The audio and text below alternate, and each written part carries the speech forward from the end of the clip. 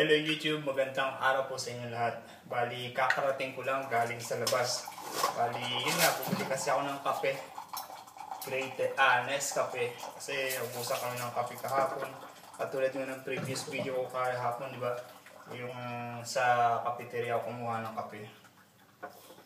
So anyway, kaninang tanghali, lumabas ako nga para bumili nga nitong kape. And aside from sa paglabas, siyempre saan ako napadaan. And yun, sa paglabas na yun maraming iba't ibang bagay na makikita ka doon. Katulad nga yung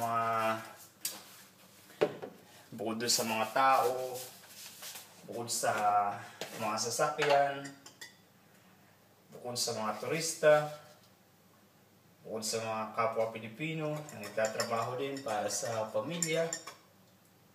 And madami kang makikita sa labas.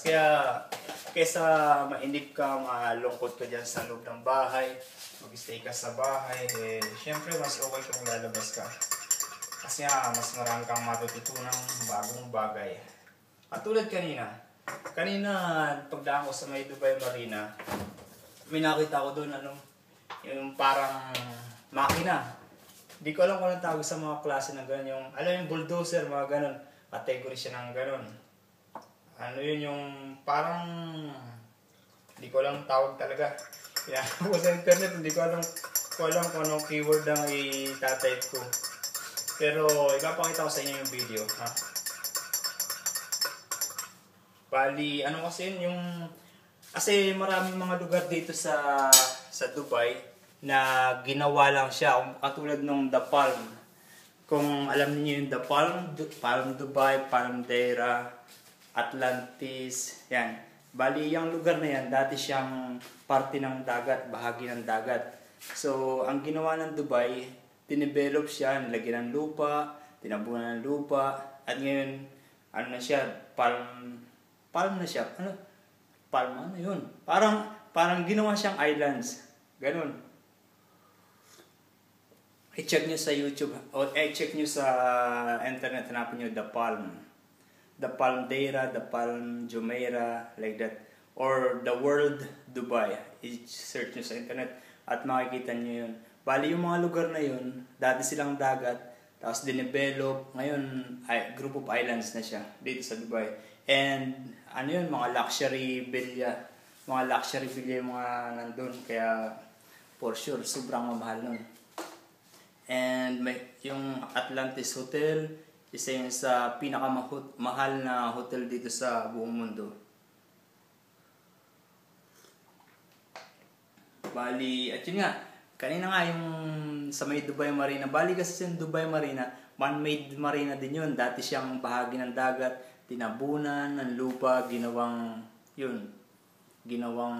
beach, ginawang marina, may mga shopping mall, mga building, residential, office. Ang ganda. Yun. Tapos, meron doon kanina kasi na sinuri ko, ang kapal na nga ng mga buhangin kasi nanggaling sa dagat yung mga buhangin napadpad doon sa marina mismo.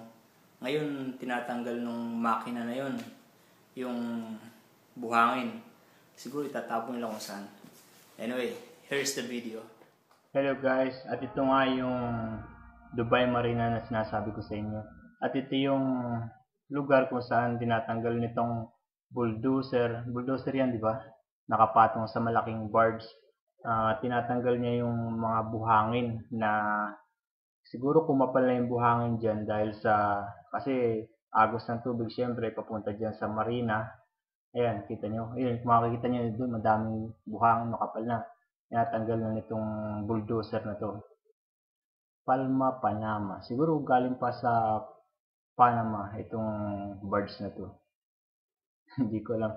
Pero iniisip ko masyadong kukunti yung nailagay dun sa hook ng bulldozer na to. No? Pero ganun siya. Pero alam ko mayroong mas malaki, mas malapad na hook na ganyan. Yung pang dig ng pang digger ba tawag doon, pang hukay ng pang salok ng buhangin. Alam ko mayroong mas malaki sa ganyan, di ba? Pero, ewan ko. Anyway, so guys, yan yung sinasabi ko sa inyo na machine na naghuhukay nagtatanggal ng buhangin dito sa Dubai Marina. So guys, bali, ito yung sinasabi ko sa inyo na The Palm. Bali, man-made lang yan. Dati siyang bahagi ng dagat, tinabunan, at ginawang ganyan. Nilagyan ng mga hotel, nilagyan ng mga bilya, ng mga bahay, mga condominium, yan. At ganyan na siya ngayon.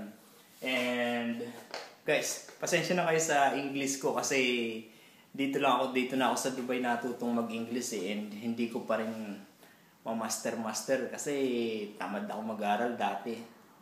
Anyway guys, thank you for watching this video. I hope you like it.